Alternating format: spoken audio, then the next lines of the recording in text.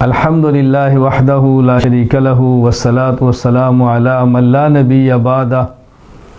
جب جانور کو ذبح کرنا ہو تو چند ایک امور سے بچنا ضروری ہے جو ذبح کرنے وقت نہیں ہونے چاہیے۔ جانور کے ذبح کرتے وقت یہ امور وہ ہیں جو مکروہ ہیں، اس کا بہت خیال فرمائیں۔ نمبر 1،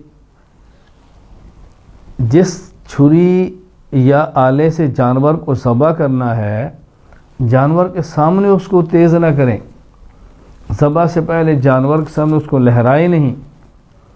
نمبر 2، کند چھری سے ذبح نہ کریں کہ جس میں زور لگانا پڑے، ذبح میں جانور کو تکلیف ہو۔ نمبر 3، ایک جانور کو دوسرے جانور کے سامنے ذبح نہ کریں،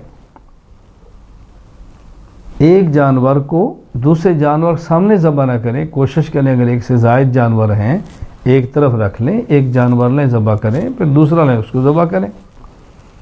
نمبر 4،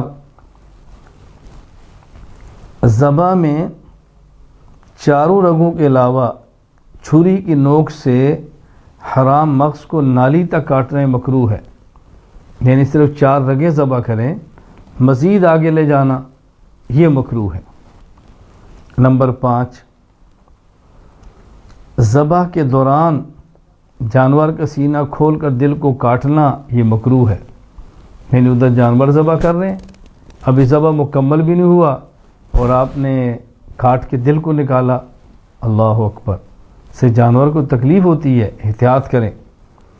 نمبر 6، جانور کو ذبح کرتے وقت جانور کی گردن کو توڑ دینا یہ بھی مکروہ ہے۔ نمبر 7، جانور کی روح نکلنے اور جانور کے ٹھنڈا ہونے سے پہلے کھال اتارنا یا اعضاء کو کاٹنا یہ بھی مکروہ ہے۔ نمبر 8، جانور کو رات کے وقت ذبح کرنا یہ بھی مکروہ ہے جب روشنی کا انتظام ذرا کمزور ہو۔ ہاں اگر روشنی کا انتظام بہت اچھا ہو جیسے دن کی طرح لائٹنگ ہو تو پھر مکروہ نہیں ہے۔ نمبر 9، اونٹ کے علاوہ کسی دوسرے جانور کو کھڑی حالت میں ذبح کرنا مکروہ ہے۔ اونٹ کا مسئلہ تو الگ ہے، اونٹ کے علاوہ باقی جانوروں کو کھڑا کر کے ذبح کرنا یہ مکروہ ہے، لٹا کر ذبح کریں۔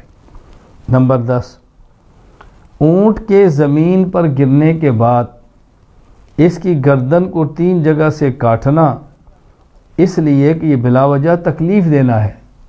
اونٹ کو کھڑا کیا ہے، نہر کر دیا ہے، ذبح ہو گیا ہے، اونٹ گر گیا ہے، اب پھر ایک جگہ سے کاٹنا، دوسری جگہ سے کاٹنا، تیسری جگہ سے کاٹنا یہ مکروہ ہے۔